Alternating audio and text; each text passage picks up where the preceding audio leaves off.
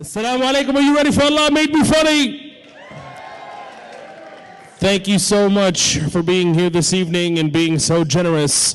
We're going to get moving with the show. We're going to get started with the founder of Allah Made Me Funny. He has worked with George Lopez, Dave Chappelle. You know him, the man, the myth, the legend, the funniest Muslim under 6 feet. Please give it up for Preacher Moss. All right.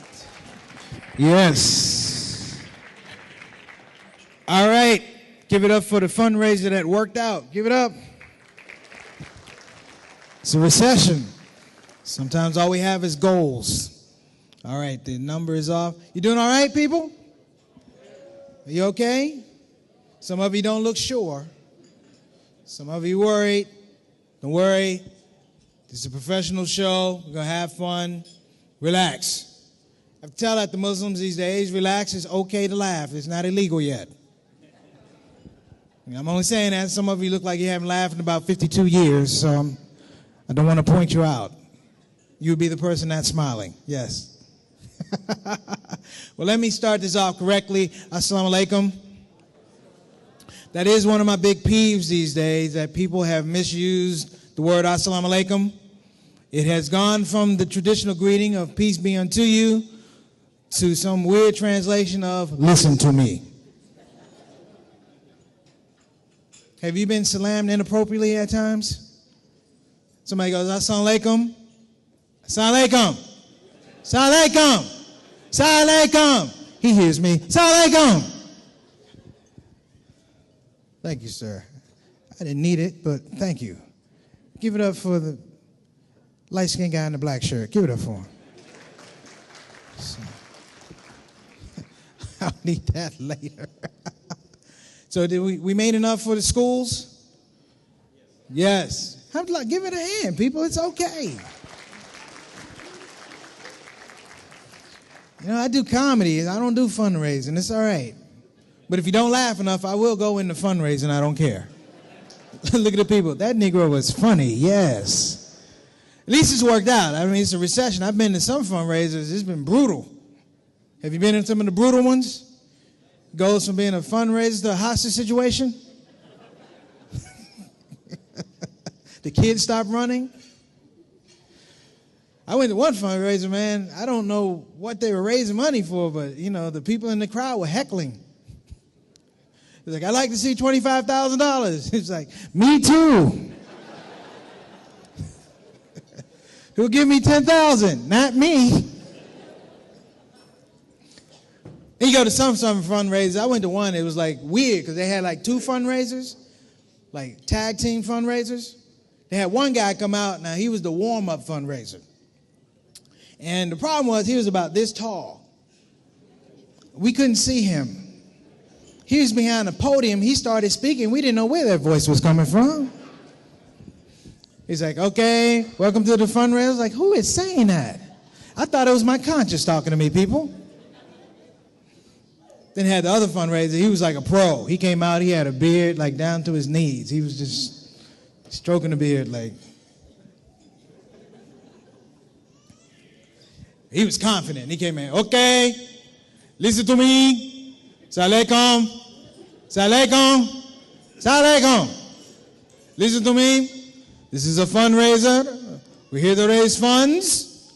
We're going to be raising money. We're going to build a school. It's going to be a Muslim school. It's going to have Muslim children in it. It's going to have 3 black children in it. I was like, oh, my God. He had some outrageous number. Who'll give me $1 billion? I'm like, $1 billion, man, relax.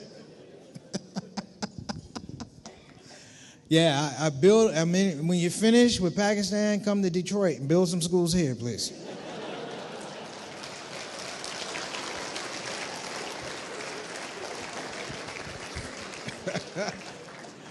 Hey, public school system made me do comedy. I'm not going to lie. I used to be a school teacher. I'm not lying. I was a school teacher. I knew it was time to quit. I came in to talk to the kids. I was trying to give them a lesson on space and the solar system. Space and the solar system. Now, it was Black History Month. I was trying to jazz it up for them. I said, all right, kids, today we're going to learn about space and the solar system. But before we get started, I want to know who's the first black man in space. Little booger raised his hand and said, Darth Vader. I was like, Jesus Christ. We need TCF. Had a lot of things going on in the news. I mean, we had a death in the family. It wasn't like the real family. It was like the terrorist family. They finally got Osama bin Laden. You know, that was weird. Did you have some weird feelings about them getting Osama? I did, because I felt like the government had lied to me. You know what I'm saying? I felt like they lied to me because since 9/11, they've been telling me that this guy's been living in a cave. Everything he was doing is out of a cave. Cooking in a cave, DirecTV in a cave. Cave. I'm thinking, you know, I'm a brother. I'm like, this must be the dopest cave in the history of caves. I mean, if there was a magazine called Better Homes in Caves, this caves would be in the fallout. I'm talking about I'm talking about a cave so fly you turn on NTV Cribs, his cave is on the show. And he's hosting, right? Assalamu alaikum. Welcome to my cave. My name's Osama. World's #1 terrorist. Come in, welcome. Listen, this is my place. These are my rocket launchers. These are my camels. These are my wives. I have 4. Each of them has their own caves because I keep it sunnah, yes. The state-of-the-art caves. This is the multi-purpose video center. This is where we make all the videos that you see on television. But then the weird thing, man, when they killed him, I didn't think they were not going to kill Osama bin Laden. It's just where they killed him. They didn't kill him in the cave. They killed Osama in his house. In his house in Pakistan. Here's my problem. They killed him in his house, which means, brothers and sisters, that the #1 terrorist for all these years had a mortgage.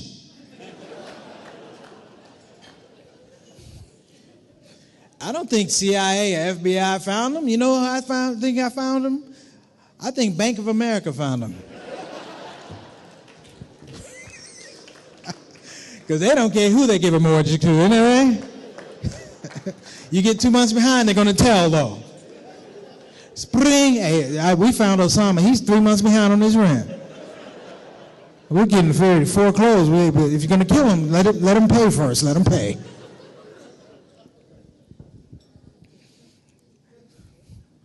And thank you for having me here in Detroit with Allah Made Me Funny, not just to do the show, not to be a part of TCF, just when the weather is nice.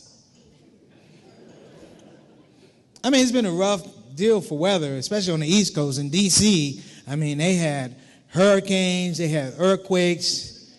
And the worst part about it is, like, people in my family, we're not used to those kind of disasters. We're not. Like, they had a hurricane, they had an earthquake. I called Philadelphia to talk to my cousin. I was like, hey, man, didn't you hear that? That was an earthquake. He goes, oh, man, I thought my sister fell. I was like, Jesus. But they had a hurricane, earthquake, and floods. I'm like, man, I'm just waiting for Moses to come off the subway and go, I'm back. But sadly, it turned me into a weather addict. You know what a weather addict is? I'm not the only one here. That's when you're watching the weather 24 hours, every day, 24 hours, like the weather's going to change in 5 minutes. Like, they got 24-hour weather. Why do they have 24-hour weather? Muslims, we're supposed to be practical people. Why do we have 24-hour weather? If the temperature is 85 degrees at 5 o'clock, it's not going to be 20 at 5:05. But we sit there and watch it. I'm telling on myself, I sit there watching it. I turned into a weather addict. Then I realized, I think the weather people think we're stupid. Yeah, I was watching the weather, and I have to say this. They use a term. They slide it in there, but I think they think we're stupid. They use a term with the weather. The term is called feels like. Have you noticed that in the weather forecast? They give you the weather, then they tell you what it feels like. Let me use it in a sentence. Here in Detroit, it's 90 degrees, feels like 90 degrees. I live in Houston. They did the same thing. Here in Houston, it's 105 degrees, feels like 105.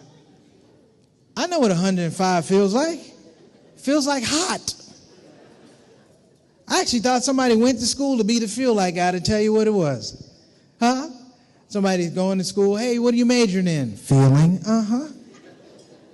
I thought it was inappropriate. I got upset, you know. One time I actually thought there was a feel like guy, like the weather guy would tell you, and then they turn to the feel like guy and he would verify it.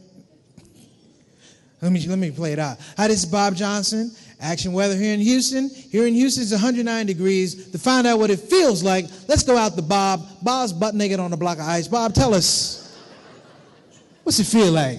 It feels like I can't have any more kids, Joe. Back to you. Thank you very much. Detroit, you can't even laugh. I've been here, you know, the weather got crazy. I don't even come to Detroit. People say, hey, can you come to my fundraiser? I'm like, when, January? I'm like, no. February? No. March? No. It's got to be July, August for me. October, I'm kind of taking a chance. I've been all over Michigan, man. I've been in parts of Michigan. It was so cold, I went to Petoskey, Michigan to do a show. I'm going to tell you something about Petoskey in January. No black man should be in Petoskey in January. People, it was so cold in that town, the police wouldn't get out of their cars to arrest you. For a whole week, you could smoke crack right beside a police officer. They wouldn't do a darn thing. You could tell the police, hey, I'm getting high, pay attention. He's like, I see you, black man, but I'm not getting out of this car. And if I have to get out of this car, I will shoot you. And if you're going to smoke crack, put on your mittens out here. It's cold. Watching politics. How you doing, Brother Moody? My man, politician. That's you. We're from the same town, College Park, man. I'm from D.C., but yeah, University of Maryland. I used to shoot ball over there. We're just bonding. It's all right. Black people and white people, we still bond. It's good. Thank you for coming, man. I appreciate your participation in this project.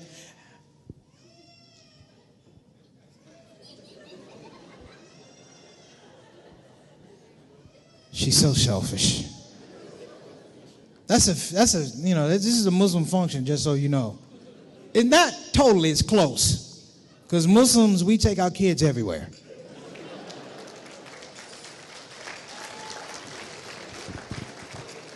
For real, if I got sentenced to 20 years in Guantanamo, my little girl's coming with me. Come on.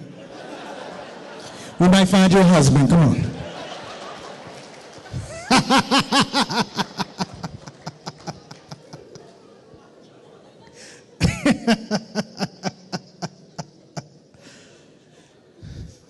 Politics is big this year. Y'all gonna go out and vote? It's kind of weak there. It's kicked in. Who gonna vote for? Got a black president and a Mormon. Oh man, Muslims, we were active last year. The last election we were active. You know, especially the sisters. They got out and voted. I went to the polling place. There was all kinds of sisters down there, every size and color you can imagine. I saw one sister. She was dressed head to toe, 6'1" in a black burqa. I was so excited. I wasn't paying attention. I mistook it for a voting booth. I was standing in that line 2 hours. I was like, what's going on? Hey, hurry up. She's like, I'm in here. What? You got a lot of choices now. You know, you got black people in the Tea Party now. Tea Party's interesting. I guess that's where you go when you can't qualify to get into the KKK. That's...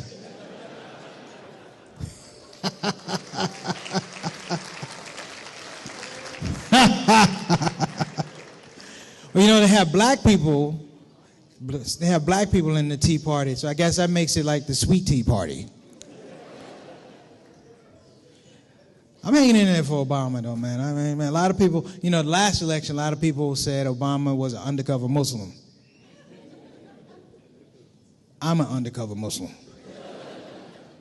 No, I know that, man. You know, undercover Muslim basically means I could walk through society. I could be two things. I could be Muslim, I could be African American, separately or together. I'm doing a vital service for the Muslim community. Sometimes I'm just the black guy. And I walk around and I spark conversations about Islam and Muslims. I get the valuable information and I bring it back to you, my brothers and sisters. For real, I went to Starbucks. This is weird. They have a prayer group in Starbucks down in Houston, and I guess the guy was trying to impress the woman, the couple of girls that were there. So I felt like he messed it up. He kind of made stuff up. He tells this woman, we have to do about the Muslims. You know what the Bible says we have to do about the Muslims. Of course, I was in undercover Muslim mode. So I kind of walked over. It's kind of nice, slick, because you got to have a nice walk when you're undercover Muslim. Because the regular Muslim looks like we just got out of jail. We're like, what the hell? I walked over. I was like, that's an interesting conversation. What's the Bible say you have to do about Muslims? He looks at me and goes, the Bible says we have to kill them all. I knew he was making it up, but I was undercover Muslim. I couldn't blow my cool. So I decided, hey, he doesn't know what he's talking about. Let me just make it even more foolish. I was like, is that what the Bible says? He said, yeah. I said, you know what I heard about Muslims? He said, what? I said, I heard Muslims could fly. He's like, really, black man? I was like, really, white man? Yes. He said, you mean in planes? I said, no, just in the sky. Just.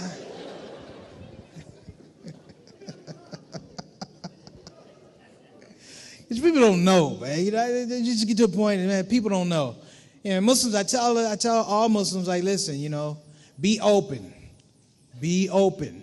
Give good information. And I have to say this is a great cause that we're doing. I have to say you're a good audience. You know why? Because I've been here for about 35 minutes and no one has walked up to me and asked me, tell me, why did you become Muslim? They always want to hear the conversion story. And I love you, Muslims, but here's the deal. If you want a conversion story, sometimes it's a happy one. Muslims, sometimes we like the negative story. I'll give you an example. Brother came up to me, he's like, so you're Muslim? I was like, yeah. He said, how long you been Muslim? I said, about 24 years. He said, so you like it?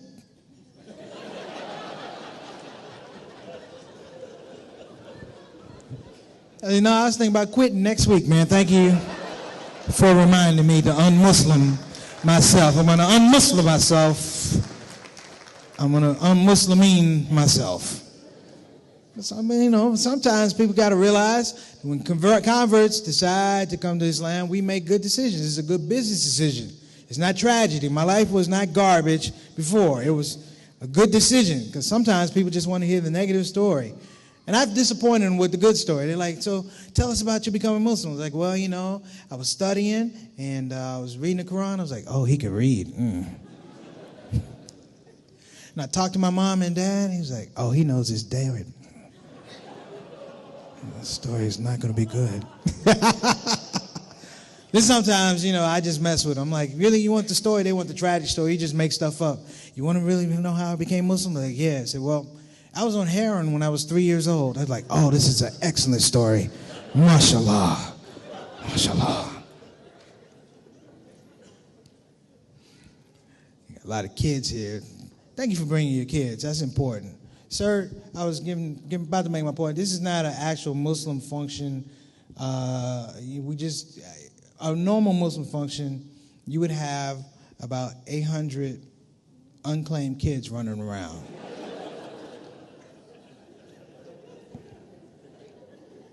But the beautiful part about this community is we don't lose our children. We misplace them, but we don't use them. Don't laugh. A couple of you Muslims gone home with the wrong kid. Just out of shame enough, so you just raised them till they were 18, then you told them the true story. That's what happened to me. You mean I'm not Pakistani? No.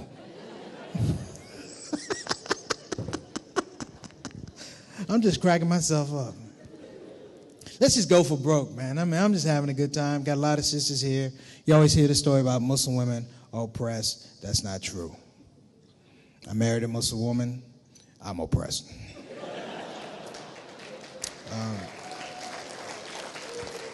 I'm happily oppressed. Yeah. Happily oppressed. No, my wife is Indian. Ooh, it got quiet in here. Look at this. They were like, he was doing good. Jake too, there. Look at the people. Astaghfirullah, no. Yeah, my wife's Indian. I figured out Indians and Pakistanis. My mother-in-law is Pakistani, yeah. She and I got together. We're cool, I just learned that I can't eat certain parts of her food. because she does not know the caloric and hot intake of food. Cheerios are not supposed to be hot, people. Just want to share that with you.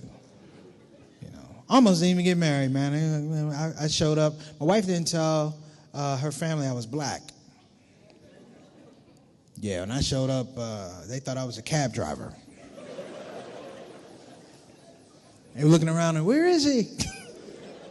Come out. But I'm cool though, man. It was a cultural thing. You know, I had never really been around Indians and Pakistanis before, and it showed. I took 45 minutes in the bathroom. They didn't know what happened to me. I was just staring at a low tide, trying to figure out what in the world. This is a strange place to want to take a drink of water. That's all I'm saying.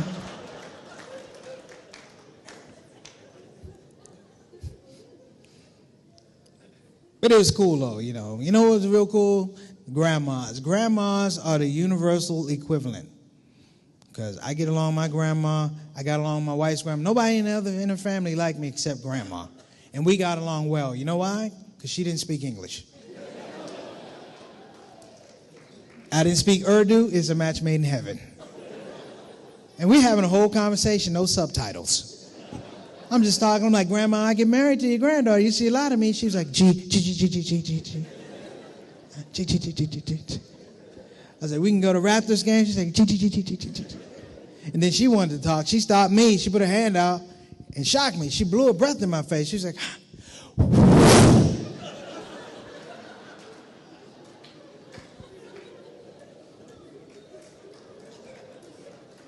and I was confused. I didn't know what to do. Do I blow back?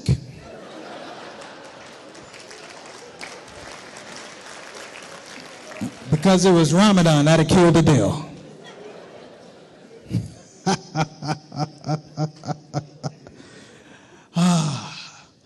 So you guys ready to keep the show going? Yeah. Obama was here in Michigan today. Did you see him? Yeah, I was looking at him. He's, I hope something breaks positive for him because he is aging at warp speed. Now, they thought he was Muslim before he got elected. I think he's that close now. He's going to break out when they're going to ask him a question. The Senate's going to filibuster. He's like, you know what? Astaghfirullah, I'm done with this.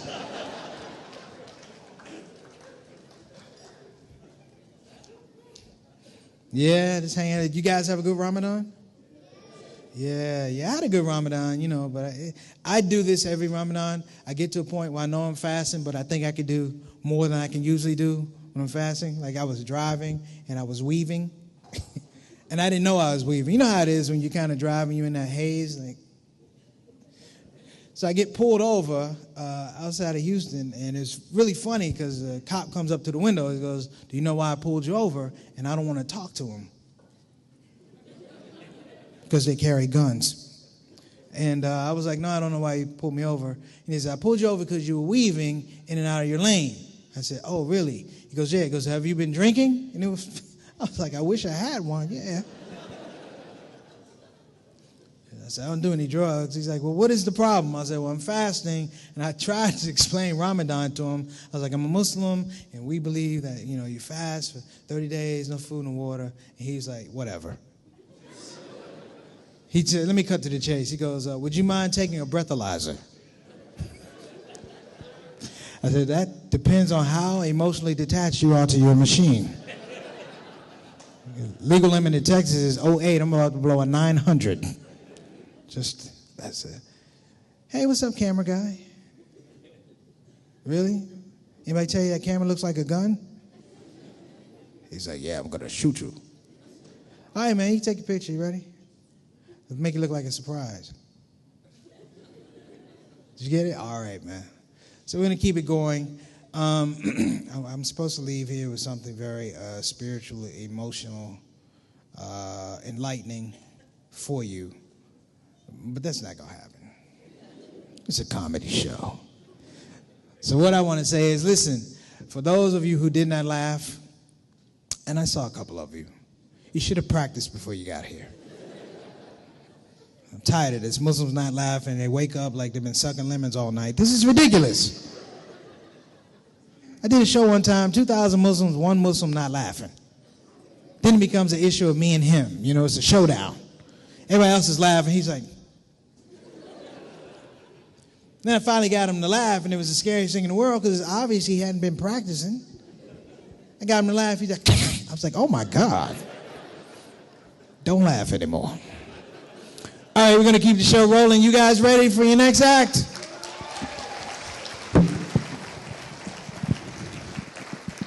All right, this gentleman is taller than me, so we're going to keep the show rolling. Listen, this gentleman has performed everywhere. Kuwait, Kuwait, Qatar. He even went to Iraq. I mean, he's a beautiful brother, very talented. I'm sure you're going to love him. He's appeared for the Army. He's appeared for the Navy. On top of that, you know, it's nice to see refreshing comedy when people enjoy what they do. So if there's anything I'm going to say to Muslims, if you're a Muslim, enjoy being Muslim. You know why? Because it pisses off people. Do you? Without further ado, put your hands together for Muhammad Amir, please.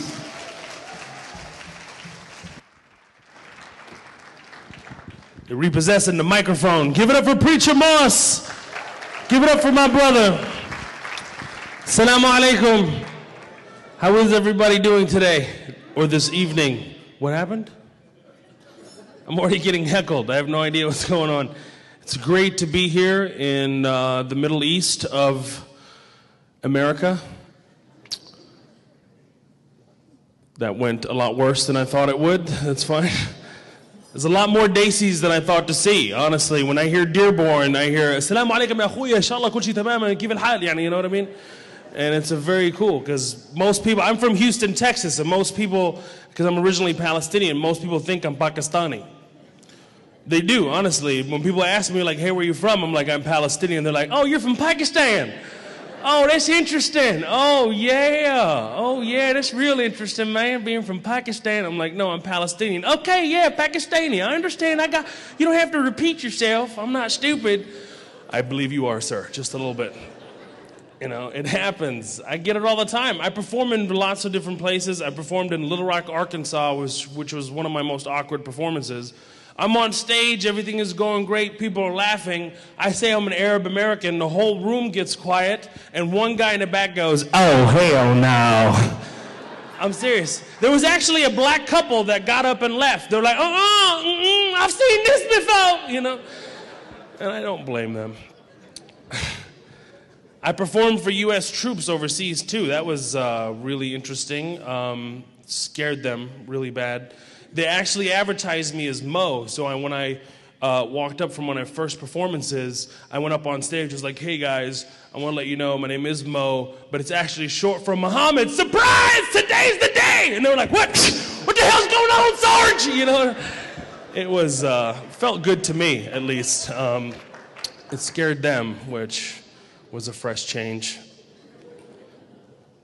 He's like afraid, why are you looking at me? It's because I love you. It's because I see myself in you. And so I do. I feel like I'm looking. How old are you? How old are you? You're 10 years old. That's fine. It's good. It's the only.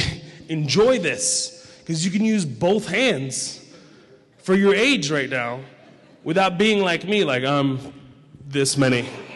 Right now you're like, that's how old I am. I'm glad you have your thumb. Perfect. That's cool. You're 10. Are you married? Why not? Muslims get married by now, you know that. You're 10 years old, like, Habibi, yalla ta'al, yalla, congratulations. You know? I love it. To be 10 again, I would love it. I came from Kuwait when I was almost your age. I was 9 years old. I was actually born in Kuwait. I left Kuwait after the first Gulf War, or as I like to call it, the prequel. Episode. People always tell me, like, hey man, why did you leave Kuwait? I'm like, it's very simple. Our house told us to leave. People are like, what? Houses don't talk. I'm like, yeah, that might be true. Unless a bomb falls about 100 feet away from your house, then it will speak to you. It will. It was like, get out! I'm like, okay, where are we going? America! And in Kuwait, we had it good, I'm not gonna lie. I went to a private British English school. I spoke British English. I was like, hello. How are you? Yeah. I had a little vest and a bow tie. Going to school I am, yeah. And then I ended up in Houston, Texas, public school. And my brother's the one who enrolled me, and he neglected to tell them that I spoke English. So they put me in ESL class. I was the only guy that spoke English in my class. Here I am walking into my first day of school with a vest and a bow tie, thinking that's how you go to school. Big mistake. I walk in, all the kids are looking at me like, hola, amigo, tú eres nuevo aquí? And I was like, I have no idea what you're talking about. I believe my parents sent me to the wrong country. All the kids are like, you're weird, dude. Golly, man. Oh, dude, why do you talk that way, bro? You talk so funny. Hey, Jose, come check it out, dude, check it out. This dude talks so funny, dude. Come on, say it again for Jose. Come on, say it again for Jose. I have no idea what you're talking about. Exactly, dude, what is that? Hey, man, why are you wearing a tie bow? It's a bow tie. You being sarcastic, you see? Hey, punch him, Chewy, right? I had to deal with that, acclimating myself, which was not easy. The interesting part about being in ESL class, instead of learning English, I learned Spanish. I'm serious. Which is great, because I live in Texas, things can get rough. So if anything breaks out, I'm brown and I speak Spanish, so I can camouflage at any moment in time. It can get rough, be like, hey, boy, you one of them Arabs, huh? You one of them Muslims, huh? I can be like, no, vato, come on, dude. Yo regreso a mi país, Mexico, you know. Okay, dude. Well, the border fence is not finished yet, so they're working on that. I had to deal with the immigration system. Anybody here had to deal with immigration? Yeah? About 90% of the room, maybe? No. Come on, somebody? Nobody wants to admit. The little kid is like, yes. You were born here. He's like, yes. Yeah, congratulations. No, seriously, anybody who's willing to confess? Everybody's born here, okay? He's leaving. He's like, I'm not. Are they here? INS. INS, we have him. He's walking out right now. I had to deal with immigration for 20 years, okay? For 20 years. I got my citizenship after 20 years. Finally, I got it about a year and a half ago. Hold your applause, Americans. Hold your applause. Really, 20 years is very frustrating because for all these years I traveled overseas, I traveled with a refugee travel document. Did anybody have one here? Exactly, I'm a very rare individual. So this thing, the refugee travel document actually says refugee travel document. On the inside it says, this is not a U.S. passport. 5 minutes? Okay, fantastic. I appreciate you. Thank you. I have 5 minutes or total 5 minutes? Okay, yeah, I know. I appreciate that. This is a live show, it wasn't a recording, so kind of threw things off in the middle of I know, I'm bringing my brother up on stage, big beard, Indian guy. It's very, you want to take the microphone? Oh, you're all mic'd out, okay. Fantastic. You know this is an awkward situation now, we have to address the situation, that's fine. I won't do that joke, who cares about that joke? I have 5 minutes.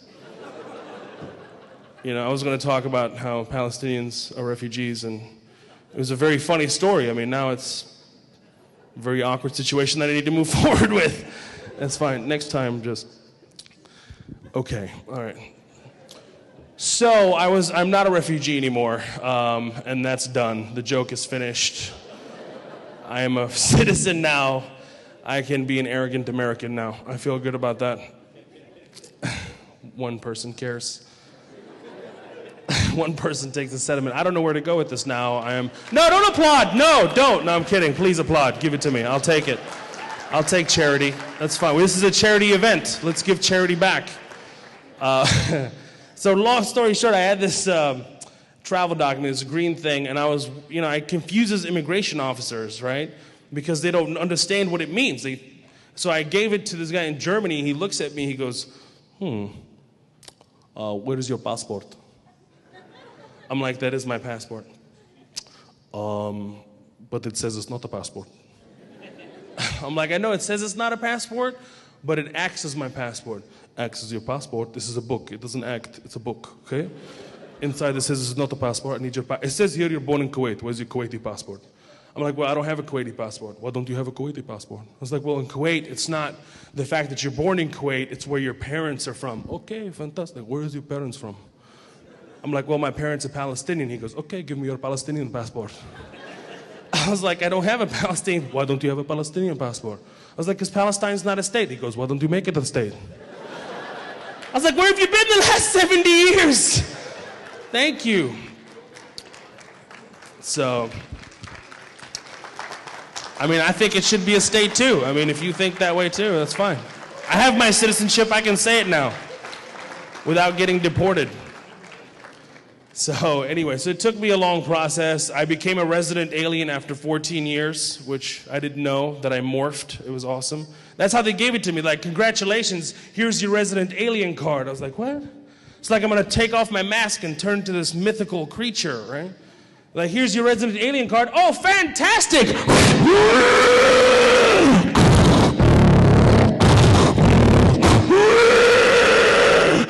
Oh my God, Mommy, what's wrong with him? Don't worry, honey, he's just a resident alien, that's all.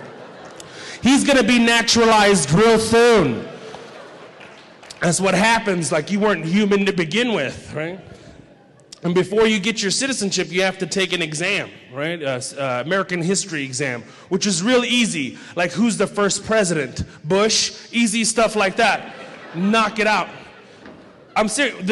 The irony of the whole thing, the lady who was giving me the exam was Chinese and had a thick accent. It was hilarious. She was like, I'm so excited for you. Congratulations, today big day. You're gonna be citizen. I was like, is this American citizenship? What's happening? Yeah. It's like, welcome. I'm serious. And it was so hilarious. And I couldn't really say it. She was like, who the first president of the United States? I was like, Bush. Congratulations, I don't care. I want you happy. Okay, I'm citizen too. I was like, this is America, And then there's the second phase, which they call the interview, which is really interrogation, okay? He sits me down, he goes, please answer yes or no. I'm like, okay. First question. Have you or anybody else you know been involved with or given funds to from the time period of 1933 to 1945 with the Nazi Party? What? I'm 27! I wasn't even... Please answer yes or no. No, I wasn't. What's wrong with this guy? Next question. Okay. Have you or anybody else you know been involved with or given funds to any terrorist organizations, Mr. Muhammad Amr? I answered right away. I was like, absolutely not. But if I could ask him a question, who the hell says yes?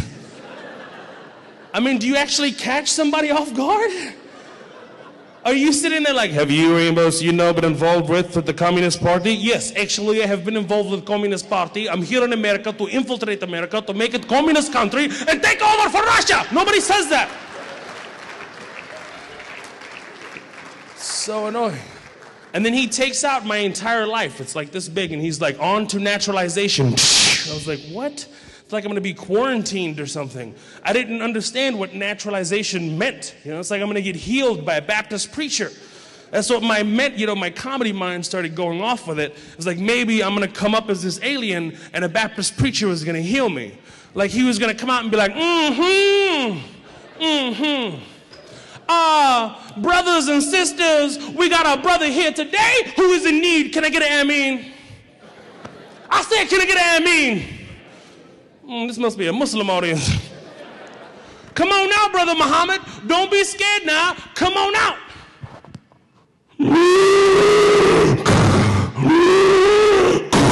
I know it's hard. I know it's hard, baby, but I'm going to help you. I'm going to ask you a question. How long, I say it again, how long have you been an alien, Mr. Muhammad? 20 years is a mighty long time. I'm going to ask you another question. How long, what galaxy, Mr. Muhammad, what galaxy do you come from? Palestine, Palestine. Don't drink that wine. But we're going to help you today. We're going to heal you today because you are naturalized. Oh, lovely. I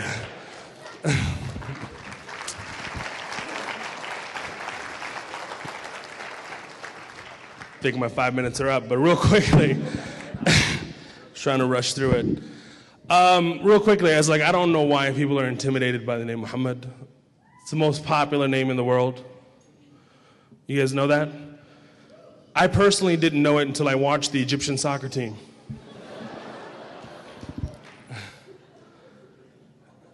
I'm sorry?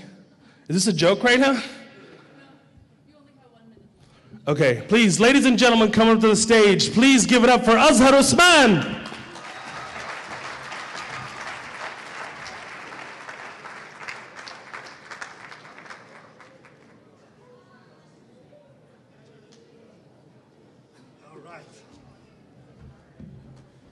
All right, Assalamu alaikum.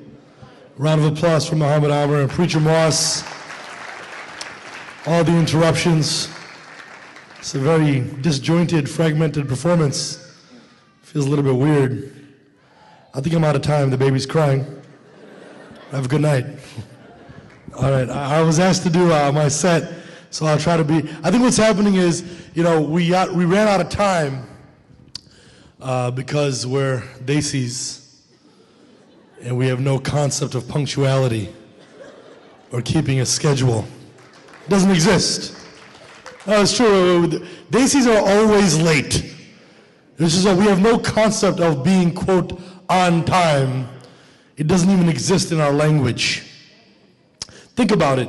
We are a people that use the same word for yesterday and tomorrow. Kal. Think about that. What's yesterday?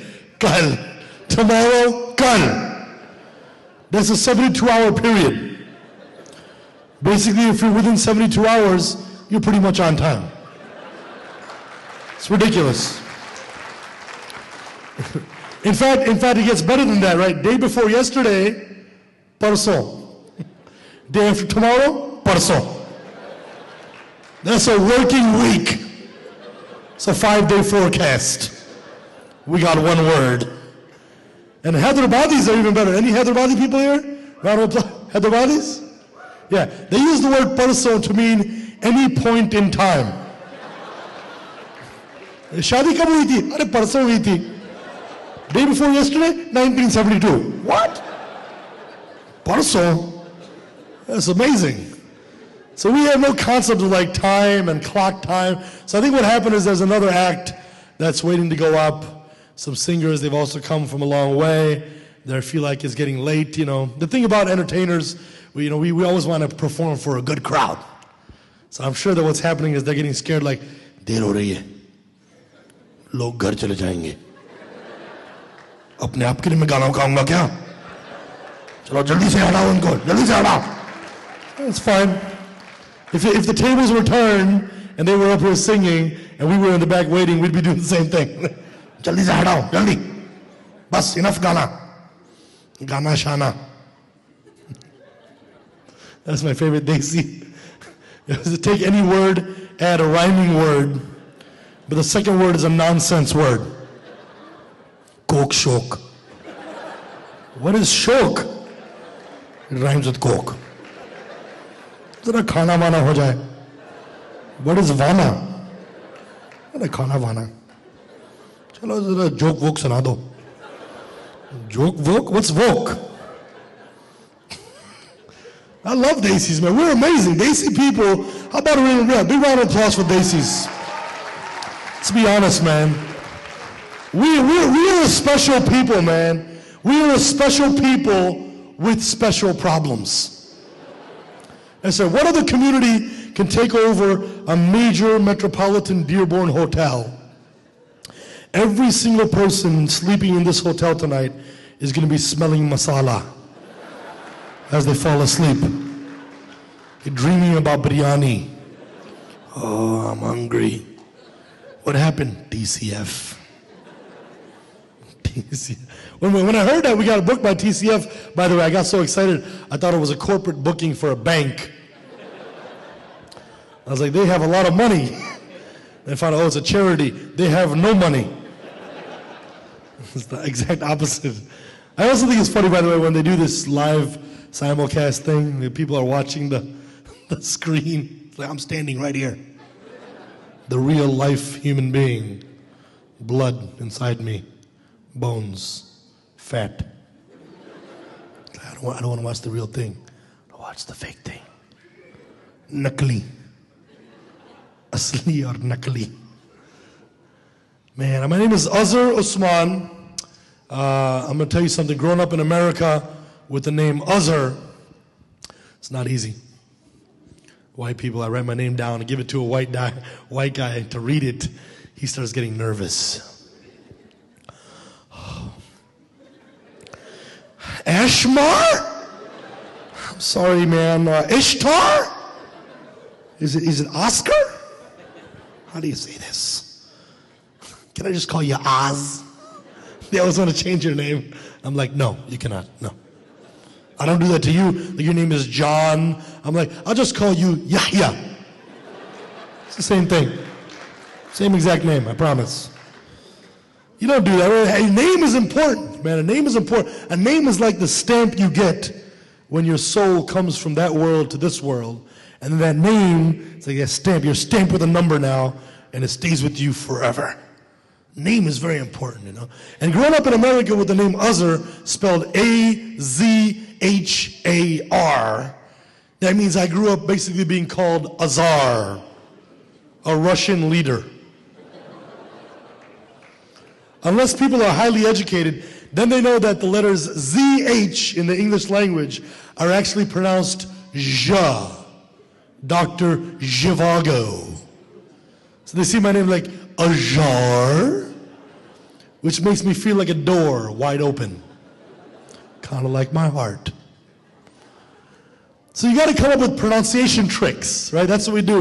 In America, when you have a so-called ethnic name, you got to have a pronunciation trick. So I was like, hey, my name is Azhar. It's like buzzer without the B. And then they go, Uzer? And then I said, okay, let's try it another way, man. It's like usher, but with a Z. And then they go, Usher? And then I'm like, you're retarded. It's not that hard. It's really not that hard. But I figured out what happens, that people get nervous. That's what it is, man. Like, especially white people in America, they get nervous around like people who look different, talk different, names, ethnic. Like, oh my God. When you give them our names, like, my name is Azhar Usman, what they hear is blah, blah, blah, blah. As soon as they say it, they just forgot it right away. Because we are all nervous. Every human being does this. Everything we're unfamiliar with, right? Anything we're ignorant about, we get nervous, we get scared. I'll give you a perfect example. I was hanging out at a comedy club one time recently with a bunch of comedians. We had a great conversation. At the end of the night, one of the comics, he's a white dude, he goes, hey man, can I get your number? I was like, sure, no problem. He took his phone out. I said, you ready? He goes, yeah. I said, my name is Azhar. It's spelled A-Z-Q-P-T-R-W-L-N, the number 5. He actually typed the number 5. But you know, the whole time he was thinking like, this sounds crazy, but I'm not going to say anything because I'm not a racist. Yes, you are. Just a little. out of it. The reason is because you shouldn't be nervous, right? We don't need to be nervous around each other, man. We're all human beings. We all bleed the same red blood. We all breathe the same air. And the same God who created you created me, right? That's exactly the way we have to look at every single human being. And I'll tell you a couple stories to illustrate this point. Before I do that, I wanted to finish the thing I was saying about my name, right? So I grew up with this name, Azhar. Now I'm Desi. My parents come from India. Are there any Indian people here today? Some small contingent representing supporting the Pakistani organization. Like they're like, Indians are sitting over there in the back. In between us and them, one table of Kashmiris. I got it. And the rest, I assume, Pakistanis here? Pakistanis? Proud oh man. Pakistan, Zindabad! Pakistan, Zindabad! Pakistan. It's a lot of lower energy now. I don't know. Pakistanis are like, no Zindabad, no. I had a white friend, he went to Pakistan, he came back, he asked me this true question, true story, he asked me a real question. He said, hey, I have a question. How come every time somebody yells out Pakistan, everybody says things are bad? Like, that's true, because it's a true statement, yes. Things are pretty bad right now, yes. Pakistan, things are bad. Very bad, yes. But I'm Desi, man. India's Pakistan, we have so much of it. It's basically the same culture. And as you all know, right, whatever name you have, what your parents do is they take your name and they make it cute. So my name is Azhar, but I grew up as Azu. That's right, Azu. As if that's not horrible enough. I got my white friends from school calling my house, trying to get me on the phone. Like, yeah, hi, can I speak to Azhar? Because they're looking for a Russian leader. And then here's my mom, no problem, Azhar! Azhar! Now I got to explain this when I get on the phone, like, yeah, how you doing, man? Dude, wait a second, what did your mom just call you? I try to play it off like, what are you talking about? Nothing, man. Did she just call you a zoo? You realize how many jokes we've missed out on telling you smell like a monkey? Then I started hanging out with black people. Now black people are so cool, they make you cool. That's right, black people in America, so cool, they make you cool. Yo, what's your name, dog? I'm like, Azhar. How you spell that? A-Z-H-A-R. Yo, A-Z, what's going on? Yeah, I want to be A-Z, yes. I don't want to be a dork. Thank you, black man, for renaming me. And then I started hanging out with Arabs, right? Now, are there any Arabs here tonight? And it's Dearborn after all. Thank you for coming. Shatila in the house. Hey, was it strange? I guarantee you the founders of Shatila never imagined that anybody would ever go, Shatila, hey. Never imagined that. Arabs, I love you, but you guys are a little too hardcore with the Arabic. Because my name is Azhar, I grew up with that name. It's an Arabic name, I get it. And I have to grow up, like, yeah, what's your, akhi, ma ismak? Ismak eh. That's what they say, ismak eh. I'm like, it's me, Azhar. La la la la. I was like, what? Ismak Azhar. Your name is Azhar. I'm like, you don't have to bark. Like, Azhar. And they're like, what is your full name? I'm like, Azhar Usman. La la la la la la la. Othman. Othman. You sound like you're about to throw up. Relax. Othman. You don't have to be so hardcore, man. So I grew up with a lot of names. I feel like I grew up with a lot of different identities. And I move in different circles. And this made me realize that I have to get a better sense of myself, right? The problem is very few of us ever realize that you can never see yourself. You realize that's it's an amazing thing. You can never see your own self. Other people see you all the time. You see other people all the time, but you can't see yourself. right? You have no idea how you actually are, what you look like, the facial expressions you make, the way you use your voice, the inflections in your voice, the hand gestures you make, the fact that a black guy walks on the street, you grab your purse. You can't see that. You can't see how you really are because you can't see yourself. Nobody can, right? Like I forget that I look so different from other people as I'm just walking down the street and I'm inside me all the time. So there'll be like dirty looks. People will be dirty looks coming my way. And I'm like, hey, what's going on over there, man? What are you guys looking at? Oh, I'm sorry. You're scared of me. I forgot. My bad. You're like a child. I'm a monster. Because I forget what I look like, man. Like I got a big old beard, and I don't think about the fact that I have a beard, but other people are obsessed about it. Like I would just walk down the street minding my business. People will shout out random questions like, is it real? Is it real? Like, oh no, it's a clip-on. I just wear it on the weekends. And then they have a lot of questions too. Like, can I touch it? That's what people say, can I touch it? If you really want to, but I'm going to warn you right now, it feels like another kind of hair. And that's a decision you're going to instantaneously regret.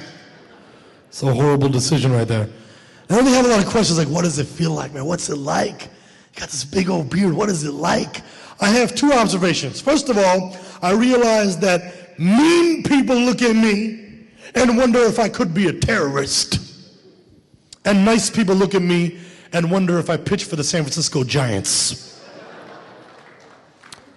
Half the audience has no idea about sports and professional. Baseball kya hai? Cricket? It's okay.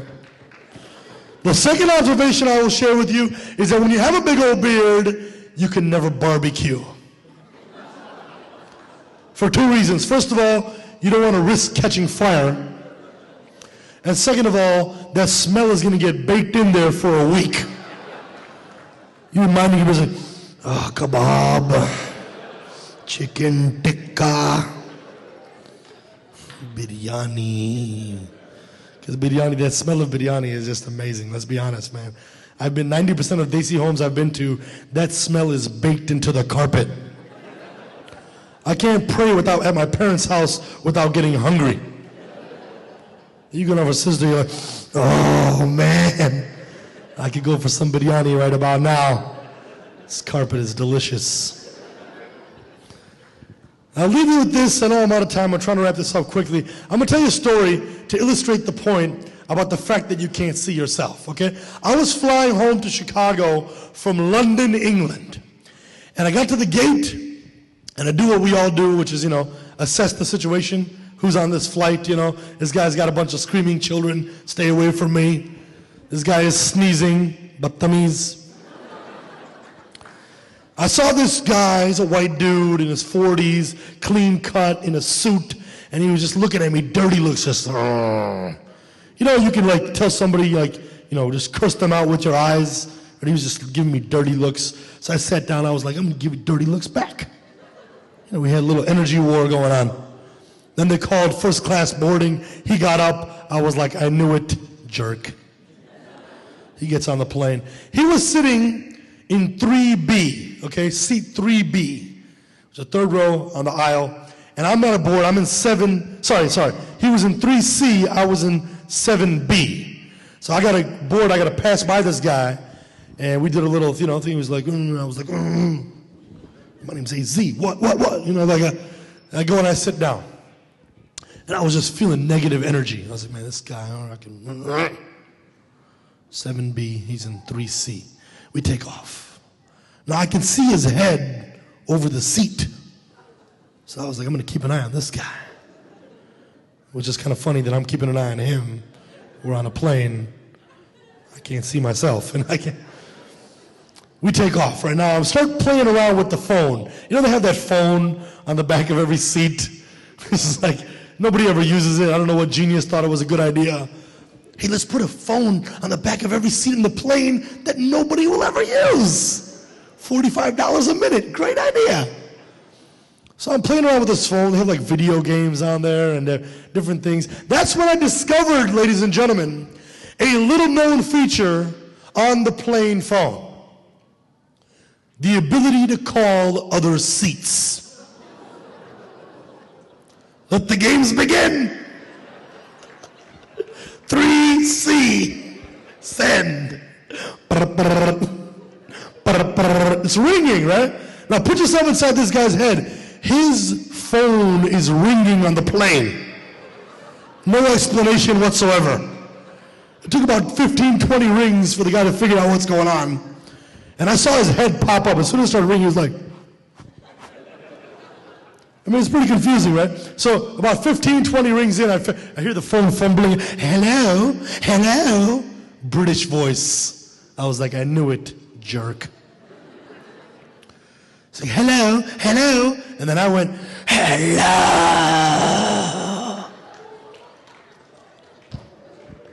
And then he said, who is this? Who is this? Hello, who is this? And then I went, you're gonna die. Then I hung up. I immediately had 3 sensations right away. I was like, first of all, this is awesome.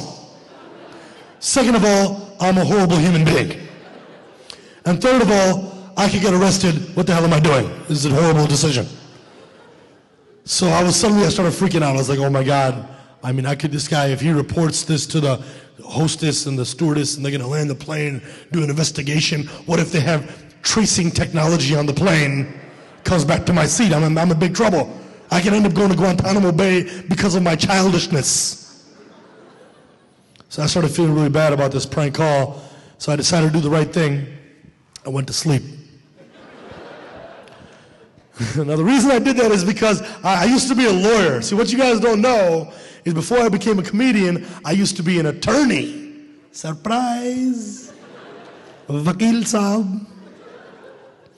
So the thing is, right, the lawyer in me kicks in. I was like, listen, even if they arrest me, even if I land at O'Hare Airport and the FBI is waiting there and they cuff me and they take me in and they question me, I got a perfect defense. They'd be like, did you place this phone call? I'd be like, yes, I did. Did you say this man is going to die? I said, yes, I did. Why did you say that? Because it's the truth. He's going to die. One day. You're going to die. I'm going to die. Everybody's going to die. I just said a truthful statement. I just saw this guy getting on the plane. He looked like he was in denial about his own mortality. As far as I'm concerned, I'm a good Samaritan. I'm going around reminding people of the inevitable truth of their own mortal existence. Should give me an award, airtight defense, case dismissed. That's how I justified going to sleep. So we take the whole flight, we landed at O'Hare Airport. To cut a long story short, basically when we landed, I was feeling really bad. I was like, man, I basically just tortured this man for 6 hours. In a sense, I was kind of like a psychological terrorist by scaring this poor man, flying through the clouds. He must have been thinking like, who was that? Was it God? Was it a terrorist? The devil? An angel? My imagination. He was confused. So we landed at the airport, and we got out the plane, and then I was like, I gotta tell this guy what happened, you know? But I didn't want to tell him while we're still inside security, because I'm not stupid. So I got through customs, immigration, and now we're getting our bags, and I see him about 20 feet away from me, and I was like, okay, man, moment of truth. You know, I gotta come clean now. Got my energy up. I was like, hey, man, how you doing? He said, oh, very well, thank you, very well. I said, how was the flight? Oh, it was wonderful, thank you. And I was thinking to myself, liar. And I said, hey, man, listen, I just want to tell you something. You're gonna die. It took him about 4 or 5 seconds, right? And it just registered. I could see him doing the math. And then he was like, it was you, mate. It was you. How'd you do it? You totally got me. You totally got me, mate. And he slapped me on the back, and I was slapping him on the back. And inside I was like, oh, thank God. And then we walked outside, and we stood in line together for the taxi. They told me why he was in America. I told him my story. And it was a beautiful, beautiful exchange for me. Because what I realized through the whole experience is, what I felt at the beginning, right, the fact that he was projecting all this negative stuff onto me, and he was giving me dirty looks, all that stuff is true. He was doing that to me. It is true. What I could not see is that I was doing the exact same thing back to him. I was projecting all my fears and insecurities and racist stereotypes and anti-white feelings, all that garbage that I carry around, that all of us carry around. I was doing the exact same thing back to him. And what all of us have to remember is, you are a bird in a cage. You are the bird, you are not the cage. You were a bird before the cage, you were a bird inside the cage, and you'll be a bird after the cage. Half the audience is like, what is he talking about? I appreciate the applause. I wonder if sometimes if people really understand what that means. It sounds like this absurd thing. Like, you are a fly on the back of a tire, flying in space, eating chocolate chip cookies. It's like, wow, wow, wow, wow, wow. Such a profound. That stuff is garbage. The stuff I said, I really meant. You are a bird in a cage, but you are the bird, you are not the cage. You were a bird before the cage, you are a bird inside the cage, and you'll be a bird after the cage. And I'll leave you with this, ladies and gentlemen. I realized something last year that's completely changed my life. And it is the fact that, as I said a moment ago, you can't see yourself. All right, check this out. I will share with you two propositions. If you agree with these two propositions, then what I'll tell you will totally blow your mind. If it doesn't blow your mind, you'll at least find it interesting and fascinating. I don't want to overstate it. Proposition number one. All of us have experienced that thing when you look into the eyes of another person, right? It's like your bird is seeing their bird. You're transcending all the physical form and the words and the outer exterior of existence. It's like you're completely connecting at the level of soul and spirit and energy and vibe and consciousness, whatever word you want to use. Like, that's a pretty amazing, magical, mysterious, mystical thing. I think we've all experienced that, right? In English, it's a cliche, but we say the eyes are the window to the soul. You guys know what I'm talking about? Nobody? Is anybody agreeing with this right now? Yes? Okay. So the experience of looking to the eyes of another person is an amazing thing, number one. Number two, the second proposition is, I think we'd all agree that seeing a picture or a video of a person is not the same thing as seeing them live in the time-space matrix that we call reality. You still with me here? Proposition number one, something amazing and mystical and miraculous and magical about looking into the eyes of another person and connecting at the level of soul and spirit. And proposition number two, seeing a picture or a video of a human being is not the same thing as seeing them live. If you agree with those two propositions, ladies and gentlemen, I submit to you, there are 7 billion people on earth right now. You have the ability to look into the eyes of every single one of them except one. Oprah. No, I'm just kidding. I'm just kidding. Oprah doesn't have a soul? No, I'm just yourself, right? You can look into the eyes of every single person except yourself. And Plato said this, Aflatun, 2,500 years ago. He said in 5 words, the eye cannot see itself. The eye cannot see itself. So the whole trick to this whole existence is to figure out a way to see yourself. And there's only 2 ways to do that. The first way is to have other people who show you yourself. They tell you how you really are. And nobody likes people like that. Nobody wants to hear that. Everything anybody has ever told you, whatever your parents told you when you were little, whatever your wife tells you if you're a husband, whatever your husband tells you if you're a wife, that's exactly correct. Everything they've told you that you don't want to hear, like every time your wife tells you, like, you're so mean, you're so this, and then you get defensive, like, you don't know what they're talking about. No, you're mean. You're a jerk. You just can't see it. Every time the wife or your husband tells the wife, listen, you need to just relax. No, you don't. All of it is 100% true. You just don't want to hear it because nobody likes to hear that stuff. But that is the only way to see yourself, for somebody else to hold a mirror up and show you how you really are. And the second way to see yourself is to close your eyes and look inside. We're out of time? It's okay, I'm really pressed the whole time. I'm just imagining those singers in the back cursing me. Like, shut up. Chup ho jao. Gana shana. So I'm going to wrap this up. But the only other way to see yourself is to close your eyes and look inside. And if you do that, you will find a bird in a cage. And that bird is the real you. The real you is not the cage. The cage is just the place that the bird lives. And we're stuck inside our cages while we're here on this earth. But that time is rapidly flying by. And so, ladies and gentlemen, from the heart, I want to share with you the conclusion of that whole story about going on the plane and coming back home. And what I realized is, ladies and gentlemen, wherever I've gone in the world, I love coming back to America. It's true. And the reason I feel that way, I'm not even on some patriotic stuff. Like, I love this country because there's certain things that can only happen in America. I'll give you an example. And this is my final thing, I promise. Singers, relax. Certain things can only happen in America, okay? Like, for example, I had to go get ice recently. All right, just right there, right? The fact that you can go and buy like a 10-pound bag of ice for 50 cents.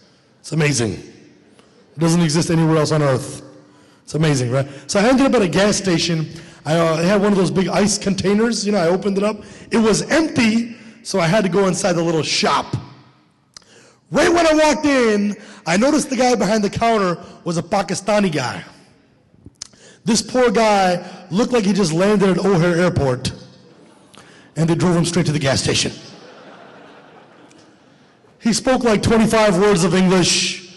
He was dressed for the 70s. He had a big furry mustache. He looked ridiculous. Nobody told him. Proving once again, you can never see yourself. There's a Mexican dude who was stocking the refrigerator. He spoke no English whatsoever. And there's a white dude in front of me who was just checking out. And as soon as he was done with his transaction, I was right about to ask about the ice when suddenly this Russian gypsy lady busts inside the shop. I have gas. I have wrong gas. I need the regular unleaded. I put a super unleaded. I have gas. We all looked over like, oh my God, she has gas. Look at the Pakistani guy. What are you going to do about it? He looks over at the white guy. He's like, I got it. Thank you. Thank you. Maybe we can choose a less disruptive method in the future. Totally got it. I'm said I was going to finish with this thing. I was not lying. Singers, relax. I forgot where I was. We all look over like she has gas. Look over at the Pakistani guy. What are you going to do about it? He looks over at the white guy. He's like, don't look at me. I didn't understand a word she said. He looks at the Mexican guy. He's like, yo no sé, no hablo inglés. Lo siento, no puedo ayudar. He starts trying to talk to me in Urdu. I was like, yo man, I need ice. This is your problem. I have gas. I put the wrong gas. And the regular I put the super I have gas. This went on for 2-3 minutes. Pakistani guy was losing control of the situation. So finally he takes charge. He goes, okay, listen to me. That means listen to me. Listen to me. You do one thing. You do one thing. You do one thing. You know the nozzle? Are you know nozzle? That means, do you know what a nozzle is? You know nozzle? You put the nozzle. Put the nozzle, then I put. That's what he said. And the white guy goes, that's a good idea. And we look at the Mexican guy, he goes, see. And the other to me, I was like, I don't understand what you said, man. Okay, listen to me. You do one thing. You know the nozzle? Are you nasal? You put the nasal. Put the nasal, then I put. And the Russian lady goes, thank you very much. And she walks out of the shop, and I looked around and I thought to myself, only in America, baby. Only in America. Thank you very much. God bless you. Please support TCF generously. My name is Azra Osman. Allah made me funny. Assalamu alaikum. Because there's certain things that can only happen in America. I'll give you an example. And this is my final thing, I promise. Singers, relax. Certain things can only happen in America, okay? Like, for example, I had to go get ice recently. All right, right there, right? The fact that you can go and buy like a 10-pound bag of ice for 50 cents. It's amazing. It doesn't exist anywhere else on earth. It's amazing, right? So I ended up at a gas station. I had one of those big ice containers. You know, I opened it up. It was empty, so I had to go inside the little shop.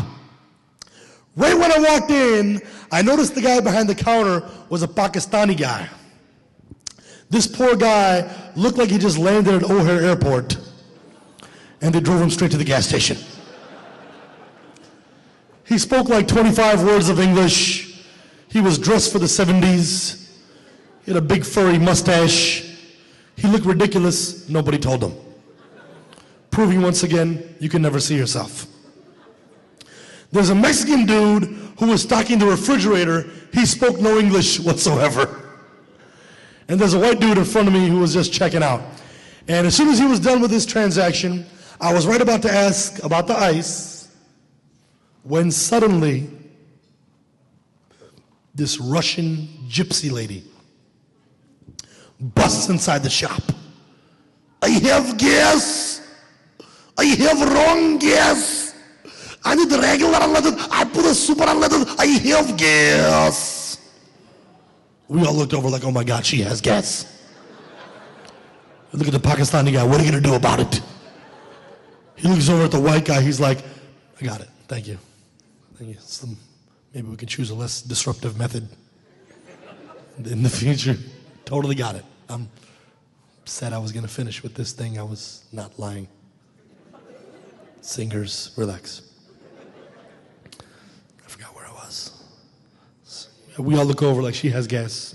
Look over at the Pakistani guy. What are you going to do about it? He looks over at the white guy. He's like, don't look at me. I didn't understand a word she said. He looks at the Mexican guy. He's like, yo no sé, no hablo inglés. Lo siento, no puedo ayudar. He starts trying to talk to me in Urdu. I was like, yo man, I need ice. This is your problem. I have gas. I put the wrong gas. I'm the regular. I put the super. I have gas. This went on for 2-3 minutes. Pakistani guy was losing control of the situation. So finally he takes charge. He goes, okay, listen to me. That means listen to me. Listen to me. You do one thing. You do one thing. You know one thing. You know the nozzle? Are you know nozzle? That means, do you know what a nozzle is? You know nozzle? You put the nozzle. Put the nozzle, then I put. That's what he said. And the white guy goes, that's a good idea. And we look at the Mexican guy, he goes, see. And the other to me, I was like, I don't understand what you said, man.